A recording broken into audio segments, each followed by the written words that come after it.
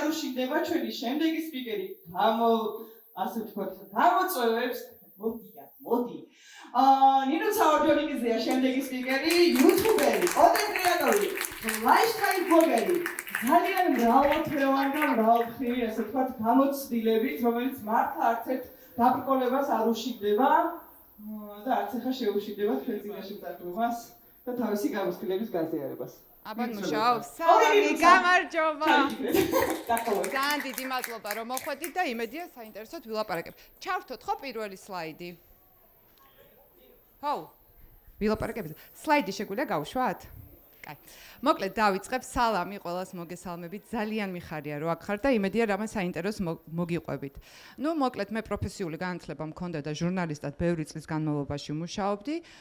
თუმცა თვითონ არხის კონცეფცია ნაწილობრივ არის სიუჟეტური, ეს არის დიდი სურვილი, რომ მთელს მსოფლიოს გავაცნოთ საქართველო და ვანახოთ საქართველო. ცოტა ხანი ჩამოვждები, იმიტომ რომ ძალიან მცხელა და არ შემიძლია მე დიდხანს დგომა ბიჭებისგან განსხვავებით. მოკლედ შევძლებთ რომ გავუშვათ? რო დავიწყო? კაი.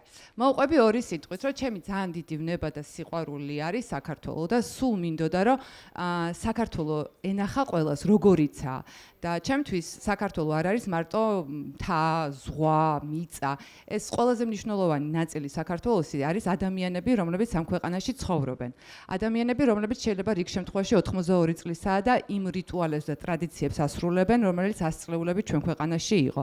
და ჩემი მიზანი არის, რომ ეს ყველაფერი დავაფიქსირო კამერაზე, შევინახო, გადავცე მაყურებელს და ვაჩვენოთ მსოფლიოს თუ როგორი ხალხი ვართ. თავისთავად ტექნოლოგიურად სანამ გადავალთ, შეგვიძლია ჩორთოთ, ვერ ვთქვთ ჯერ, კაი. მოკლედ, მე გიგისგან განსხვავებით არ ვარ ერთი ტიპი, რომელიც რაღაცას აკეთებს. ჩემ საქმეში გვერდში მიდგას 5 ადამიანი, ვისთან ერთადაც დავიწყე YouTube-ის კეთება და ამ ერთი ადამიანის რო გამოგვაკლდეს, ჩვენ ვერაფერს ვერ ვიზავთ. ყველა ვართ დაჯილდოებული უნიკალური ნიჭით და უნიკალური უნარებით, რომ შეიქმნას პროდუქტი. მარტო მე კი ქვია ჩემი სახელი და ვფიქრობ, რომ გადასარქმელია, მაგრამ არხი ეკუთვნის ყველას. სათითაოდ ყველას კონტრიბუცია არის უდიდესი და დავიწყებ გავედით? კაი, ჯერ ვერ გავედით. გუნდური მუშაობა ჩემთვის ძალიან მნიშვნელოვანია რა. ერთი ადამიანი ბევრ ვერაფერს ვერ მოახდენს, იმიტომ რომ ადამიანი იდეალური არაა. მაგრამ როცა კრიბავ იდეალურ გუნდს, შეგიძლია ურთულესი გამოწვევებიც კი დაძლიო. ჩემ შემთხვევაში ეს ადამიანები არიან, მინდა რომ ეკრანზე იყვნენ, მაგრამ ჯერ არ არიან, მაგრამ დავიწყებ მარიშკა არის მამა გეიშვილი აქ და მისით დავიწყებ. მარიშკა, თუ შეიძლება ხელი ფეხი აწირო, დაგინახოს ხალხმა, რომ აქ ხარ, აი აკერა მარიშკა, თუ შეიძლება ტაში დაუკრათ. ულამაზესი მარიშკა. ჩემი უსაყვარლესი გოგო, რომელიც რა ვიცი, ყველა მამაკაცური თვისებით არის განსაკუთრებული სიმამაცით დაჯილდოებული. მარიშკა არის ჟურნალისტად მოვიდა, მაგრამ გახდა წამყვანი, არის ნაწილობრივ ედიტორი, არის სკრიპტრაიტერი და სოციმედიაში მეხმარება. მე ვარ წამყვანი, ძირითადად თავქარიანი და ყველაფერზე მოტივირებული, ყველაფერი სისულელეს თქმის და გაკეთების და ასე ვარ სოციმედია მენეჯერი და სტრატეგიას ვამუშავებ თუ როგორ უნდა გავყიდოთ კონტენტი, იმიტომ რომ ვერც ერთი არხი ვერ იმუშავებს ფულის გარეშე. ფულის კეთება ამ საქმეში ძალიან მნიშვნელოვანია და ცოტა ხანში მოგვიყვებით როგორ ვაკეთებთ ჩვენ ფულს რა სოციალური მედიის სტრატეგიით. ნიკა ლებანიძე, რომელიც აქ იყო და წავიდა გადაღებაზე, ნიკა არის ადამიანი, რომელმაც შემოიარა მთელი საქართველო, არა მარტო საქართველო, იყო ევერესტზე ასული და მშვიდობიანად ჩამოსული, ნაწილობრივ არის პროდიუსერი, ასევე მოვიდა როგორც თავიდან ვიდეოგრაფი, მაგრამ ასევე ჰოსტი გახდა წამყვანი, ვიდეოგრაფი არის და რაც თავარია უმეტესი ადამიანები, მაგალითად მაყვალა ბებო, რომელიც იყო ერთ-ერთი ყველაზე ვაირალ კონტენტი, არის მისი პირადი ნაცნობები, გამოვჩდით. ეს უკვე ჩვენ ვართ, ეს უკვე გავიარეთ, შემდეგ სლაიდზე შეგვიძლია გადავიდეთ, სადაც ადამიანები არიან. თავდაპირველად ფიქრობდი ინგლისურად გაკეთებაზე და ეხლა მივხვდი, რომ ძალიან სასაცილო ვიქნებოდი ინგლისურად რომ ელაპარაკა. ნიკა მოკლედ შემოიარა მთელი საქართველო და ნიკა რო არ გყავდეს არანაირი საშუალება არ გვექნებოდა, რომ ფიზიკურად მივიდეთ იმ ადგილამდე. ჩვენი მთელი ამბავია, რომ ისეთ ადგილებში დავდივართ, რომც მოინდომო, ფიზიკურად იქ ვერ მივხვალ. ანუ საჭიროა მაღალი გავალობის მანქანა, საჭირო არის გიორგი, რომელიც არის ჩვენი ვიდეოგრაფი და ასევე არის მაშველი, იმიტომ რომ ისეთ სიტუაციებში ხვდებით ხშირად, რომ ნამდვილად შველა გვჭირდება და კისერი რომ მოვიტეხოთ, ვიღაცამ უნდა ჩამოგვიყვანოს უსაფრთხოდ. გადავიდეთ გუროზე, რომელიც ხო, ჩვენი გურო, ჩვენი ედიტორი, რომელიც ნაწილობრივ არის ყველა შავი იუმორის ავტორი, ფანტასტიკური შეგრძნება აქვს მუსიკის და ერთ-ერთი ყველაზე მაგარი მონტაჟის რეჟისორია, მე რომ მკითხო მთელ საქართველოში და გადავიდეთ თამუნა კობერიძეზე, რომელსაც აქვს 23 წლიანი გამოცდილება პროდიუსინგში და ის ქმნის არხის კონცეფციას, სახეებს, მიმართულებას, როგორ უნდა ვიაროთ. ამიტომ ამ გუნდს ვერ გამოვტოვებდი, ეს ის ადამიანები არიან, ვინც ამ არხს ქმნიან. ეხლა უკვე შეგვიძლია გადავიდეთ ტექნიკურ ნაწილზე. ესე ჩვენი ტექნიკური ნაწილი, ადამიანური რესურსი გავიარეთ, ესაა ჩვენი ტექნიკა, რაც გვჭირდება გადავავლოთ თვალი, დაახლოებით ჩვენს 7-8 კამერა გვაქვს, იქიდან გამომდინარე რამოდენიმე კამერით ვიღებთ, იმიტომ რომ გარე გადაღება ძალიან განსხვავდება სტუდიური გადაღებისგან, ბევრი სხვა ოსმოფოკითი არის, რა ვიცი, თუ ბლოგერობას აპირებთ, ყველაზე მოსახერხებელი კამერა, რომელიც შეგიძლია იხმარო, იქიდან გამომდინარე რომ ხარისხზე ძალიან დიდი პრეტენზია გვაქვს Canon RC, რომელიც cinematic-ი არის და Netflix approved არის და პრაქტიკულად კინოს იღებს. 2 ცალი დრონი გვაქვს, Ronin-ი გვაქვს, რომელიც გვაძლევს საშუალებას, რომ ძალიან smooth და ლამაზი კადრები გადავიღოთ და მოკლედ ეს ტექნიკა გვჭირდება. და ასევე გვჭირდება კომპიუტერები, რომელიც არის მაღალი გამტარობის, კაბელები, რომელიც არის მაღალი გამტარობის, იმიტომ რომ საჩვეულო ჩვენი ვლოგიდან მასალა არის 400-500 გიგაბაიტი. ეს რო სხვა ეპოქაში გვეკეთებინა 10 წლის წინ ჩათვალეთ რომ ერებს ვერ გავაკეთებდით, იმიტომ რომ იმდენად დიდ მასალაზე არის ლაპარაკი, რომ ამ მასალის შეგორება, დამუშავება, სწრაფად, აი ძალიან მნიშვნელოვანია, რომ ჩვენ გვაქვს ციკლი, რა ზუსტად ერთ კვირაში ეს ყველაფერი უნდა გადავიღოთ, გადავანაწილოთ კომპიუტერებში და ყველა ირიგებს თავის მასალას და ყველა ამუშავებს თავის მასალას. და ამაში ძალიან მნიშვნელოვანი ამბავია, ჩვენ ყველა ვაკეთებთ რაც გვეკუთვნის და ის რაც არ გვეკუთვნის. რაც საქმე არის გასაკეთებელი, არავინ არ ამბობს, რომ ეხლა ჩემი სამუშაო საათი მორჩა. ძალიან ჩვეულებრივი ამბავია, რომ ღამის პირველ საათამდე რაღაცას ვამონტაჟებდით ერთად. და ეს მუდმივი პროცესია ჩვენი. შემდეგი სლაიდის დროა გავიარეთ ტექნიკა. ეხლა გადავდივართ აი იმ სტრატეგიაზე, როგორც ვცდილობთ, რომ ჩვენ გავყიდოთ ჩვენი პროდუქტი. თავიდან რომ დავიწყოთ, გქონდა მხოლოდ YouTube არხი და ესე რაღაცნაირად შემთხვევითობით მე მარიშკამ და ნიკამ გადავიღეთ ვლოგი ბათუმში, იმიტომ რომ შვებულება გქონდა და ვიფიქრეთ, რომ მოდი ვცადოთ რა გამოგვივა ერთად რომ გადავიღოთ, იმიტომ რომ წლები ერთად მუშაობდით ერთ-ერთ ტელევიზიაში. მიუტანეთ გუროს და გურომ თქვა, რომ თუ ესეთ მასალას მომიტანთ, ჩვენ ძალიან მაგარი YouTube არხს გავაკეთებთ. ხო და დავიწყეთ ეხლა და რომ გონია რომ ძალიან მაგარი YouTube არხი გვაქვს, სადაც 1500 კაცი ყავდა 3 თვე გამომწერი. და მოგდიოდა ღვარღვარით სრემლები, იმიტომ რომ ძალიან ბევრს მუშაობდით და ვერაფერი ვერ ვქენით. და მე მივხვდი, რომ დედამიწაზე არის დაახლოებით 8 მილიარდი ადამიანი და აი ხა როგორ არ შემილია, რომ ამ 8 მილიარდ ადამიანს დავაინტერესო იმაში, რასაც ვაკეთებ მე. დავიწყეთ ფართხალი. ფართხალი იყო ძალიან საინტერესო. ჯერ გავაკეთეთ Facebook page-ი, სადაც ტიზერებად ვდებდით ამბებს და მე მივხვდით, რომ ჰორიზონტალურ კადრზე უფრო მაგრამი იქონდა, ვერტიკალურს, თუ გავწირავდით კიდევ უფრო მაგრამი იქონდა, თუ დავაბავდით links, მე ვნახულობდით YouTube სტრატეგიაში, რომ ძალიან მაგრა იზრდებოდა ჩვენი ნახვები და ამიტომ დავიწყე Facebook-ზე გამოდება ჩვენი short ტიზერების. მე მარიშკა მოვიდა და მეუბნება რომ Facebook-ზე უფრო მაგარი აუდიტორია არის TikTok-ი. მაშინ ახლა მე 38-ის ვარ და TikTok-ი საერთოდ არ მქონდა და წარმოდგენაც არ მქონდა იქ რა ხდებოდა. მარიშკასთან ერთად გავაკეთეთ TikTok-ი.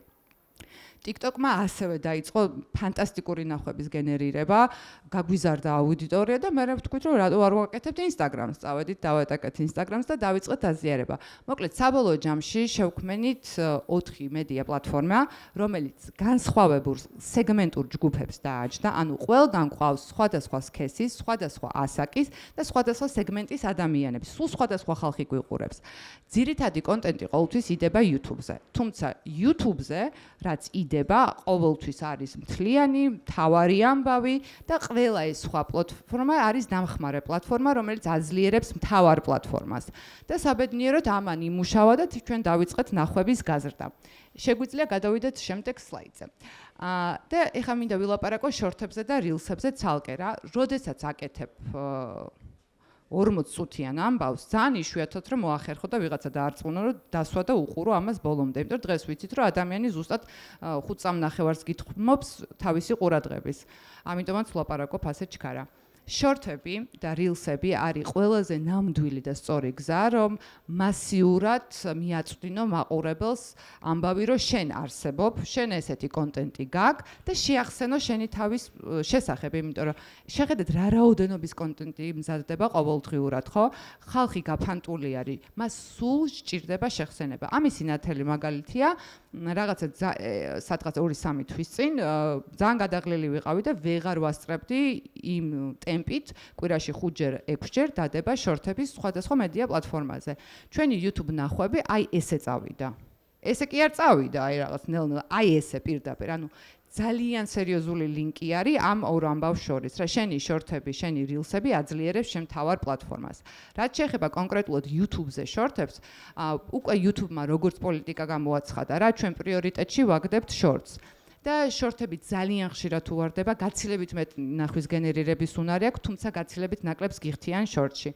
მაგრამ თუ გჭირდებათ რომ ნახვები გაზარდოთ, ეს არის იდეალური საშუალება, რომ აი ამ სოციმედიური ხრეკები გამოიყენოთ. შემდეგი სლაიდი რა გვაქვს? რაზე მინდოდა ლაპარაკი? ChatGPT და YouTube ანალიტიკა. მოკლედ, YouTube ანალიტიკა არის ისეთი ნამდვილი ანალიტიკა, რომ ეგეთი რაღაცა არ არსებობს. პირობითად ზუსტად ვიცი, საუდის არაბეთში ყავს სტაბილური 13 კაცი, რომელიც ყოველთვე გვიყურებს და საშუალო მათი ყურებადობა არის 25 წუთი. ანუ ზუსტად ვიცი, აფხაზეთიდან გვიყურებენ, რამდენი წუთი გვიყურებენ. ყველა ქალაქი ვიცი, ყველა რეგიონი ვიცი, ასაკობრივი ჯგუფი ვიცი, მაგალითად 66% ჩვენი მაყურებლის არის მამაკაცი. ასევე ჩვენი მაყურებლის მაგალითად 50% რატომღაც არ არის ჩვენი გამომწერი და ამაზე სულ სჭირდებათ შეხსენება. მოკლედ ძალიან სიღრმისეული სტატისტიკა გაქვს. როდის გაპიკა, როდის გადართო, როდის დაუბრუნდა, რომერი მოჭრა, ანუ იცი ყველაფერი შენი აუდიტორიის შესახებ. იმის გარდა რომ ეს ანალიტიკა გაქვს, პლუს კომენტარებს გწერენ, რა მოეწონათ, რა არ მოეწონათ და რა უნდა გააკეთო. შესაბამისად, თუ YouTube კონტენტ კრეატორი ხარ, ყველა ინსტრუმენტი გაქვს იმისთვის, რომ წარმატებული გახდა შენ საქმეში. თუ მოусმენ ანალიტიკას და შენ მაყურებელს. იქიდან გამომდინარე, რომ YouTube ანალიტიკა არის ძალიან დიდი, აი არ ვიცი, რამდენი სლაიდია ვერ აგიხსნით. ჩვენ გადავწყვიტეთ, რომ ამ ინფორმაციას ვაგროვებთ, ვათავსებთ ChatGPT-ში და ChatGPT გვიკეთებს SWOT ანალიზს. ანუ გეუბნება შენი სისუსტე რა არის, შენი სიძლიერე რა არის და როგორ შეგიძლია განავითარო და გააუმჯობესო შენი კონტენტი. შესაბამისად, ChatGPT როგორც ტექნოლოგიური პლატფორმა არის იდეალური იმისთვის, რომ დაგეხმაროთ შენი მონაცემების გადააზრებაში, რა მიმართულება უნდა გააძლიერო და რას უნდა გაუფრთხილდო და პირიქით. შემდეგი სლაიდი. აჰა, ეს using ChatGPT for ხო, აი ეს ახლა ზუსტად გავიარე და კიდევ შემდეგი გვინდა. აჰა. და ეხლა ვილაპარაკობთ ტექნოლოგიებზე, რომელსაც ვიყენებთ. ესე იგი, კონტენტ კრეატორს რა სჭირდება, ჩემ შემთხვევაში დავდგებთ, რომ ვეღარ ვხედავ, რომ გააკეთოს კარგი საინტერესო კონტენტი. ჩვენ ძალიან ორიენტირებულები ვართ ხარისხზე, რა გვინდა, რომ ეს ეგრეთ წოდებული გაქნეული კადრი, რასაც ვეძახით ოსმოთი, არადასტაბილიზებული და ცოტა უფრო ბუნებრივი, დავაბალანსოთ ძალიან beauty shot-ებით, რომელიც არის დრონების მეშვეობით მიღწეული. თუ ამისი საშუალება გაქვთ, ეს ძალიან მაგარია. ასევე ძალიან გჭირდება პრემიერი, რომელიც ძალიან მაგრა ამუშავებს ამ დიდ გიგაბაიტებს და აქვს უნარი, რომ color correcting, ანუ ფერები გაასწოროს და აი ეს Photoshop-ი რომ დამზადდებს thumbnail-ი, რომელიც არის ყველაზე მნიშვნელოვანი, იმიტომ რომ YouTube-ი არის ერთადერთი პლატფორმა, რომელიც არ გივარდება, ის არ ამოგივარდება scroll-ის დროს. შენ თვითონ უნდა დააკლიკო, რომ ვიდეო ჩაირთოს. შესაბამისად, thumbnail-ის მნიშვნელობა არის ყველაზე წამყვანი. ყველაზე ცნობილი Mr. Beast-ი YouTuber-ი გეცოდინებათ, 2 ხრიკის მეშვეობით გახდა მსოფლიო ლიდერი. ეს არის ის რომ უდიდეს თანხას და რესურსს ხარჯავს იმაში, რომ გააკეთოს thumbnail-ი ისეთი, რომ ადამიანებს მოუნდეთ იმპულსურად დაჭერა. პირველივე წამები ისეთი არის, რომ აი გინდა არ გინდა შეყვები, ანუ ეგრევე ადრენალინს გამოსცემ, ეგრევე ექშენი გაქვს და ეგრევე მოქმედება გაქვს და შენი ყურადღება ეგრეთ წოდებულად დათრეულია და მერე უკვე ანვითარებს ამ ყველაფერს და კიდევ ერთი ძალიან მაგარი რაღაცა, რაც ჩვენ ყველას გვინდა რომ გავაკეთოთ, ეს არის დუბლირება შენი მასალის. საქართველოს აუდიტორია YouTube-ის ამბავში არის ძალიან მწირე, რაც არ უნდა ბევრი ვიმუშაოთ. რაღაცა სტატისტიკას ჩვენ ვერ გავჩნდეთ ხდებით, თუ არ გახდება ჩვენი ამბავი ინგლისურ ენოვანი. დუბლირება არის საკმაოდ ძვირადღირებული, ამიტომ ძალიან ვცდილობ და ვეჭიდავებით ჩვენ სპონსორებს, რომ გამოყვნენ ამ ამბავში. არსებობს თანამედროვე ტექნოლოგიები, რომელსაც აქვს უნარი, რომ ინგლისურად გატიტროს და ინგლისურად აგალაპარაკოს შენ, თუმცა ჯერ ეს ყველაფერი ხდება არის დამუშავების ფაზაში პერიოდულად ამ ტექნოლოგიებსაც რაღაცა შეცდომები მოდის, მაგრამ შორთების და ესეთი მცირე ამბების თარგმნა და გაინგლისურება შეუძლია ფანტასტიკურად. ამიტომ ჩემი სუბიექტური აზრით, თუ ვინმე ცდილობს რომ გააკეთოს დღეს YouTube-ი, ჩემი მეგობრული რჩევა იქნება, რომ იპოვეთ პირველ რიგში საიმედო პარტნიორები, ადამიანები, რომლებსაც შენი საქმე შენსავით უყვარს და ერთი წამი არ დაიღლება. ძალიან სამწუხაროა, მაგრამ ძალიან დიდი თანხები ჯდება ტექნოლოგია, თვითონ ეს კამერები, დრონები, Osmo, DJI მიკროფონი, თუმცა ყველაფრის გაბარტერება შეიძლება დედამიწის ზურგზე, მით უმეტეს კომპანიები მოყვებიან, მაგრამ ამ აპარატურის გარეშე ვერ გააკეთებ კარგ გამოსახულებას და ადამიანები უკვე გათამამებულები არიან. კაი ხარისხს უკვე მიეჩვიან ყველგან, ამიტომ მხოლოდ ტელეფონის მასალას მიუხედავთ იმისა, რომ გიგი გამოიხედე, შეგრძნება გაქვს, რომ აკეთებს ერთი ტიპი, ერთი კამერით, სინამდვილეში ეს კეთდება ძალიან მაღალი გამოსახულების, ძალიან მაგარი კამერებით. ამიტომ თანხა ამაზე ყოველთვის გადადეთ. მულტიპლატფორმობა, ანუ რეალურად უნდა იყო ყველგან. მარტო YouTube-ზე ყოფნა არ არის საკმარისი. TikTok-ზე თავისი სპეციფიკური კონტენტი გჭირდება, Facebook-ზე გჭირდება. ყველგან არის სხვადასხვა ტიპის აუდიტორია მიმოფანტული. რაც უფრო მეტჯერ შეახსენებ შენი თავის, შენი ამბის, შენი არხის შესახებ, მით უფრო კარგი. შენთან პირდაპირ მითბულია YouTube-ზე და პირდაპირ იზრდება YouTube არხი. და ბოლოს ჩემგან ყველაზე ნამდვილი და ყველაზე კარგი ყოველთვის არის გულწრფელობა. არ შეგეშინდეთ რა ტიპის ხარ შენ, როგორიც არ უნდა იყო, რანაირიც არ უნდა იყო, ამ დედამიწაზე 8 მილიარდი კაცია და ყოველთვის იპოვნით ისეთ ადამიანს, რომელსაც მოეწონება თქვენი ამბავი, მოეწონებით თქვენ, დაგიკომენტარებთ, გამოგიწერთ და მოკლედ ძალიან დიდი მადლობა, იმედია სასარგებლო რჩევები მოგეცით. აგონესტები, მიუხედავად ძალიან დიდი მადლობა ჩემი გამოსილებისთვის. მე ახლა აღარა ვარ